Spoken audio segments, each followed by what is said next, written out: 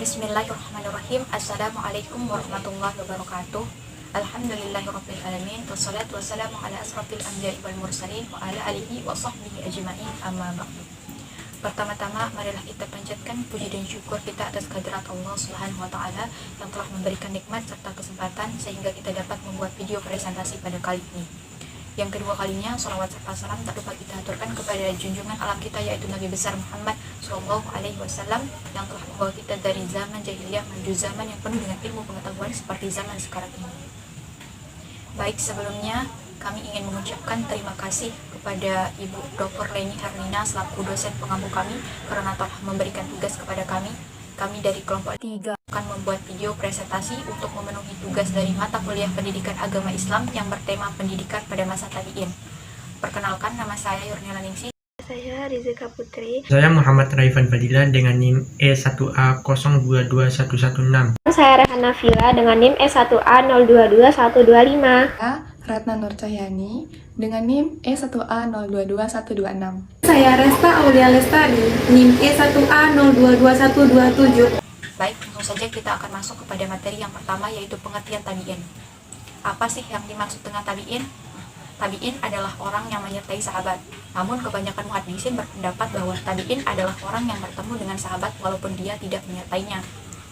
Adapun pengertian lain dari tabi'in ini adalah orang Islam awal yang masa hidupnya ketika atau setelah masa hidup Nabi Muhammad SAW, namun mereka tidak dapat mengalami bertemu dengan Nabi Muhammad SAW. Nah, itulah yang dimaksud dengan tabi'in. Baik, topik pembahasan selanjutnya yaitu mengenai penerimaan dan penyampaian hadis. Pada kesempatan kali ini kita akan membagi sistem penerimaan dan penyampaian hadis menjadi 4 topik, di mana topik yang pertama yaitu mengenai penyampaian dengan bahasa lisan. Contoh dari kejadian ini yaitu sebagaimana yang telah dilakukan oleh Sufyan Tsauri.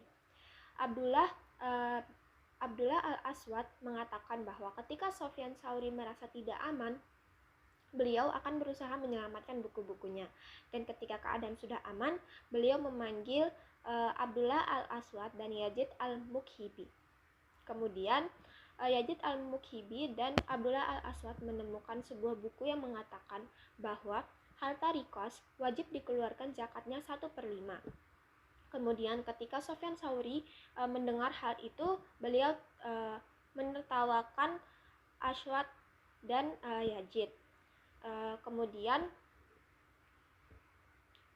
beliau berkata, semua itu kembalikan ke sini, seraya menunjuk ke bawah dadanya.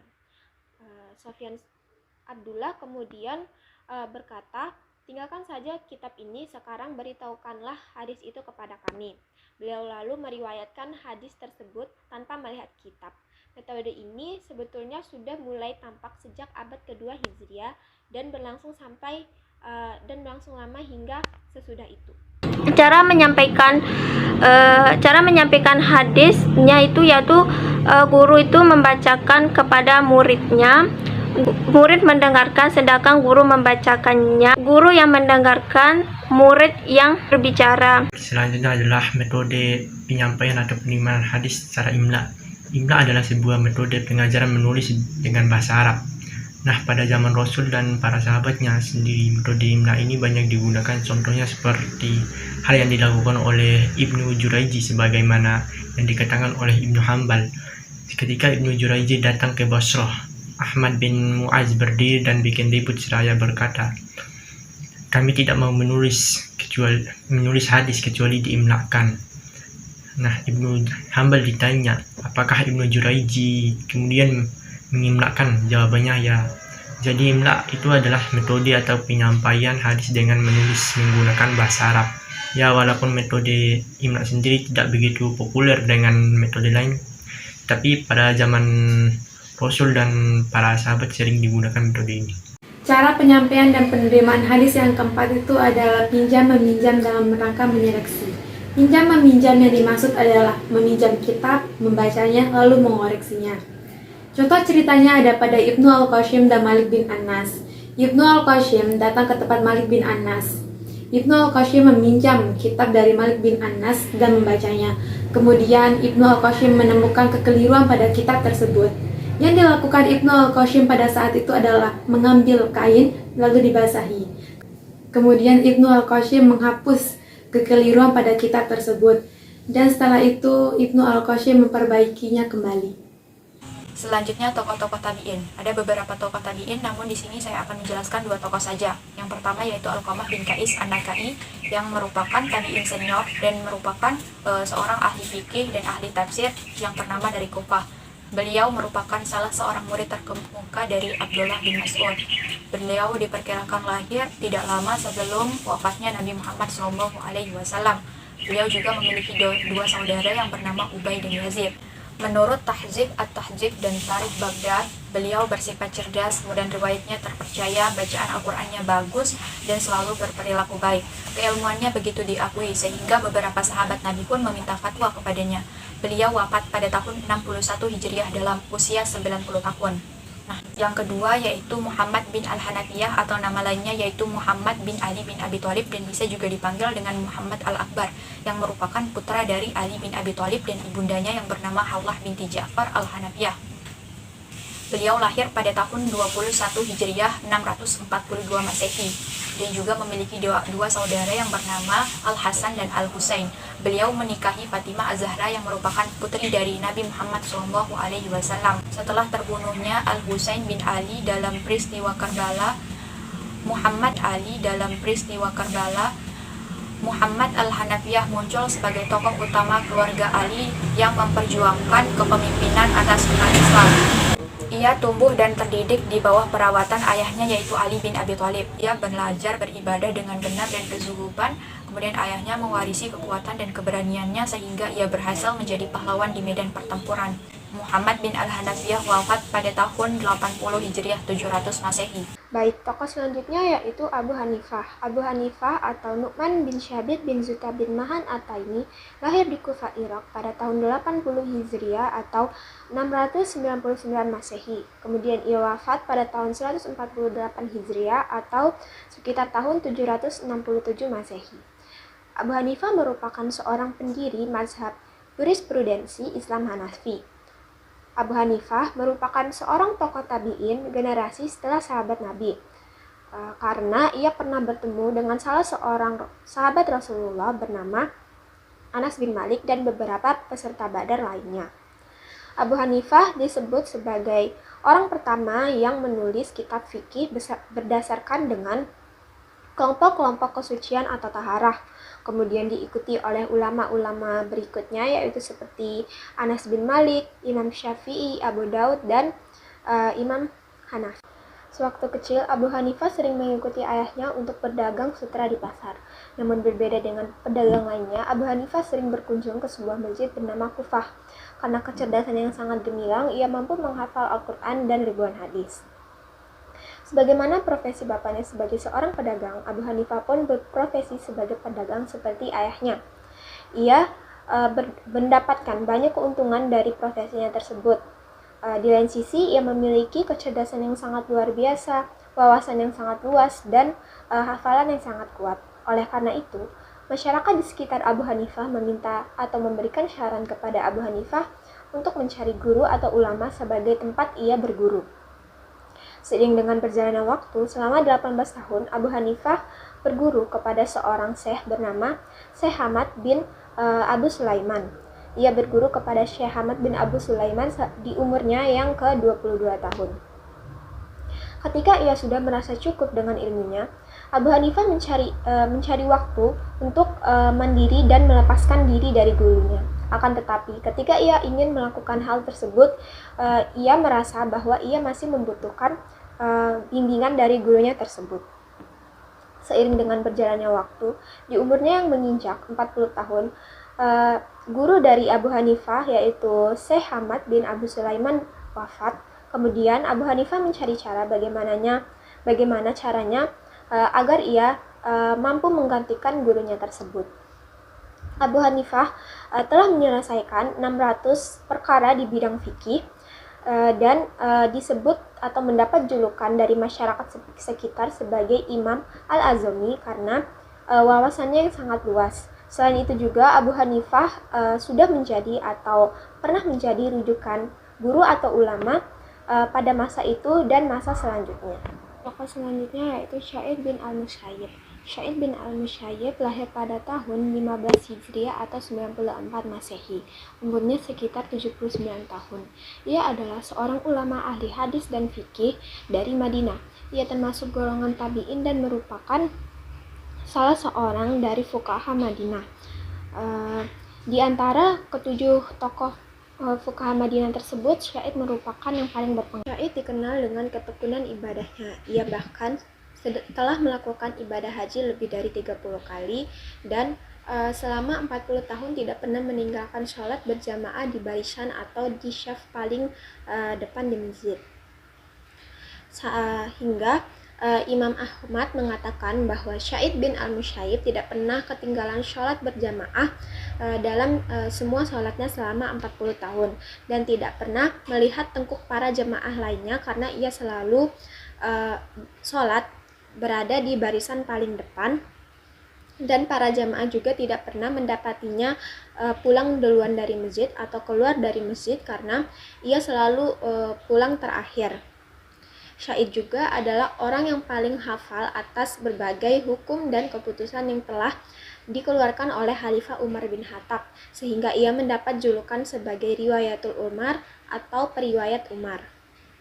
Abu Aswad Ad-Du'ali. Abu Aswad Ad-Du'ali merupakan penggagas ilmu nahwu dan tata bakat bahasa Arab. Abu Aswad Ad-Du'ali merupakan nama aslinya Zalim bin Amr, merupakan keturunan dari Bani Kinanah. Ia merupakan tokoh yang pertama kali meletakkan huruf hijaiyah. Dia meninggal karena wabah ganas pada tahun 69 Hijriah 640 Masehi pada usia 85 tahun. Ia merupakan tokoh bahasa Arab yang mampu menyempurnakan nahwu yang disuruh Ali bin Abi Thalib, yaitu menyempurnakan wal istifham wal idafol wan nahwa, maka ikutilah dan ikutilah. Di sini ia disuruh untuk mendofikasi bahasa Arab sehingga orang-orang ajam non Arab yang susah memahami Al-Quran, sehingga Abu Aswad Ad-Du'ali ditunjuk Ali bin Abi Thalib untuk menyempurnakan bahasa Arab, sehingga banyak negara-negara yang sudah berkembang sebelumnya, sehingga orang-orang ajam itu tidak dapat menyampuri bahasa mereka. Hasan al-Basri. Hasan al-Basri merupakan tokoh tabi'in pada zaman Rasulullah SAW, dan ibunya bernama Hairah yang diberdekakan oleh Ummu Salamah. Dalam kitab Tabaqat, Al-Hasan al-Basri merupakan seorang tokoh tabi'in yang fasih berbicaranya dan memiliki ilmu yang banyak. Ayahnya bernama Piruz yang hidup dalam zaman pemerintahan Umar bin Khattab. Hasan al-Basri merupakan tokoh tabi'in yang dilahirkan pada tanggal 21 Hijriah 642 Masehi di Baghdad, Irak. Hasan al-Basri merupakan tokoh tabi'in yang sangat berperan dalam peradaban Islam. Hasan al-Basri merupakan tokoh tabi'in yang mampu menyempurnakan peradaban Islam termuka. Hasan al-Basri merupakan tokoh yang sangat berperan dalam kehidupan masyarakat Irak. Ia juga dapat membuat hadis sebanyak-banyaknya, dan dia juga pernah berguru kepada Rasulullah SAW dan sahabat Nabi, antara lain Wasil bin Atta, Zubair bin Awan, Utsman bin Affan, dan sahabat-sahabat lainnya. Tokoh yang ketujuh adalah Al-Qasim bin Muhammad bin Abi Bakar. Al-Qasim bin Muhammad bin Abi Bakar adalah seorang ulama dari golongan tabi'in serta ahli fikih ternama yang termasuk dalam 7 fuqaha Madinah. Al-Qasim bin Muhammad bin Abi Bakar adalah salah seorang cucu dari sahabat Nabi, yakni Abu Bakar As-Siddiq. Ayahnya adalah Muhammad bin Abu Bakar, sedangkan ibunya merupakan salah seorang putri dari Yazid III atau penguasa terakhir dari Kekaisaran Persia Sasaniyah yang ditaklukkan pada masa kekhalifahan Umar bin Khattab. Ayah Al-Qasim meninggal dunia pada saat Al-Qasim berusia 7 tahun. Setelah itu Al-Qasim dibesarkan oleh bibinya yaitu Ummul Mukmin Aisyah binti Abu Bakar Hurairah. Al-Qasim bin Muhammad bin Abi Bakar dan sepupunya yaitu Urwah bin Jubair mempelajari berbagai ilmu dari bibinya yaitu Aisyah, seperti bahasa Arab, fikih Islam dari Al-Quran, akidah, syariah, serta hadis Nabi. Selain itu, Al-Qasim menuntut ilmu dari tokoh sahabat terkenal lainnya seperti Abdullah bin Abbas, Abdullah bin Umar, serta Abu Hurairah. Banyak sejarawan berbeda pendapat mengenai usia serta tahun kematian dari Al-Qasim ini. Oke, selanjutnya adalah tokoh yang ke-8 yaitu Salim bin Abdullah. Salim bin Abdullah bin Umar bin Khattab adalah seorang ulama ahli fikih serta periwayat hadis ternama dari golongan tabi'in yang menetap di kota Madinah. Ayahnya adalah Abdullah bin Umar, sedangkan ibunya merupakan salah seorang putri dari Kaisar Yazid III dari Kekaisaran Sasania Persia. Kakek dari Salim Abdullah adalah seorang khalifah yaitu Khalifah Umar bin Khattab. Salim bin Abdullah berkerabat dekat dengan Khalifah Umar bin Abdul Aziz dari jalur keturunan ayahnya, serta dengan Al-Qasim bin Muhammad bin Abi Bakar dan Ali bin Husain bin Ali bin Abi Thalib dari jalur keturunan ibunya. Salim bin Abdullah banyak meriwayatkan hadis dari ayahnya sendiri serta dari kakeknya, selain itu juga dari para sahabat Nabi lainnya. Beliau memperoleh pendidikan serta ilmu pengetahuan dari tokoh sahabat diantaranya seperti Abu Yusuf Al-Ansari, Abu Hurairah, Abu Lubadah, Abu Rafi, dan Zaid bin Hubah, serta ayahnya sendiri yaitu Abdullah bin Umar. Salim bin Abdullah dikukuhkan sebagai orang yang alim, tokoh tabi'in, serta ahli fikih yang menjadi tempat bertanya bagi kaum muslimin di Madinah tentang persoalan atau perihal agama, syariah, problem agama, serta Selanjutnya, tokoh-tokoh tabi'in yang ke-9, Atta bin Abi Rabah. Atta bin Abi Rabah adalah seorang ulama, ahli fikih, ahli tafsir, dan perawi hadis pada golongan tabi'in yang tinggal di Mekah. Atta bin Abi Rabah berasal dari keluarga Habasyah yang lahir di Al-Janat, sebuah kota di Yaman. Pada awalnya beliau adalah seorang maula atau budak keluarga pir di Mekah. Namun ia dibebaskan dan menjadi penuntut ilmu dari para sahabat-sahabat Nabi. Hadis dari Atta bin Abi Rabah dalam kitabnya berhasil diriwayatkan sebanyak 109 kali oleh Al-Bukhari. Yang ke-10 ada Abdul Malik bin Marwan. Abdul Malik bin Marwan adalah seorang khalifah berasal dari Umayyah yang berkuasa pada tahun 685 sampai 705 Hijriah. Beliau mewarisi kekhalifahnya dari ayahnya dan diturunkan kepada anaknya. Sepeninggalnya, keempat putranya menjadi seorang khalifah.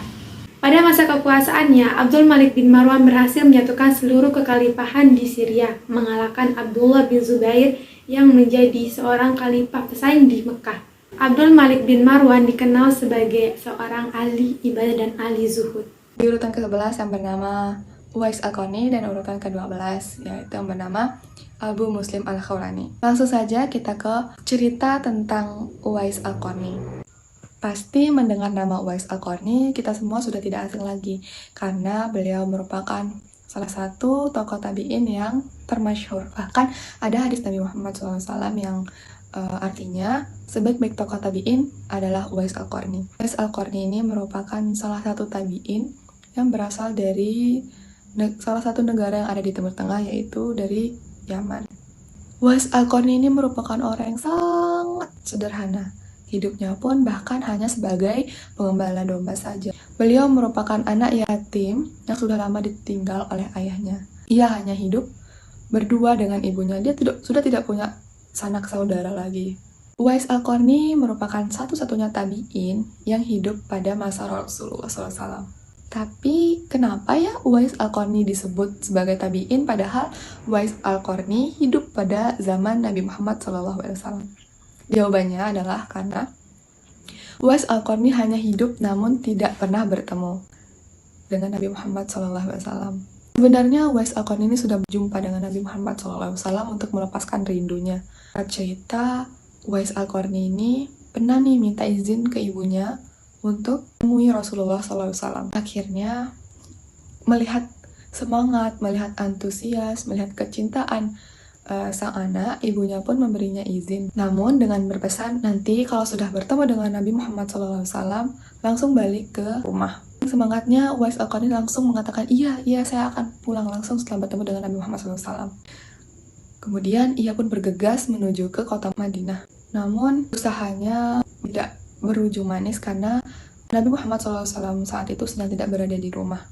Sehingga ia hanya bertemu dengan Siti Aisyah radhiyallahu anha. Ia pun berpesan kepada Siti Aisyah agar disampaikan pesannya kepada Nabi Muhammad. Sebenarnya ia sangat ingin menunggu Nabi Muhammad kembali ke rumahnya, tapi ia teringat kembali oleh pesan ibunya yang memintanya untuk kembali secepatnya karena mengingat ibunya yang lumpuh dan sudah tua renta. Kemudian dengan perasaan sedih, ia kembali ke kota Yaman karena tidak bisa bertemu dengan sang idola, sang dambaan hatinya Nabi Muhammad SAW. Uwais Al-Qarni merupakan orang yang sangat terkenal karena baktinya beliau kepada ibunya. Yang dikisahkan beliau berani berkorban tenaganya untuk membawa sang ibu tercinta untuk berhaji.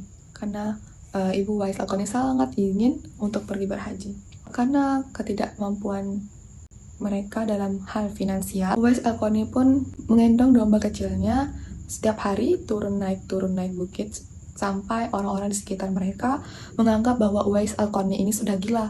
Buat apa sih Uwais Al-Qarni ini turun naik setiap hari membawa seekor domba? Ternyata dari kebiasaan Uwais Al-Qarni ini ada maksud tersendirinya, yaitu melatih otot-ototnya agar ia mampu untuk menggendong ibunya dari Yaman ke kota Mekah untuk berhaji. Karena segitu sayangnya beliau ingin mewujudkan keinginan ibunya.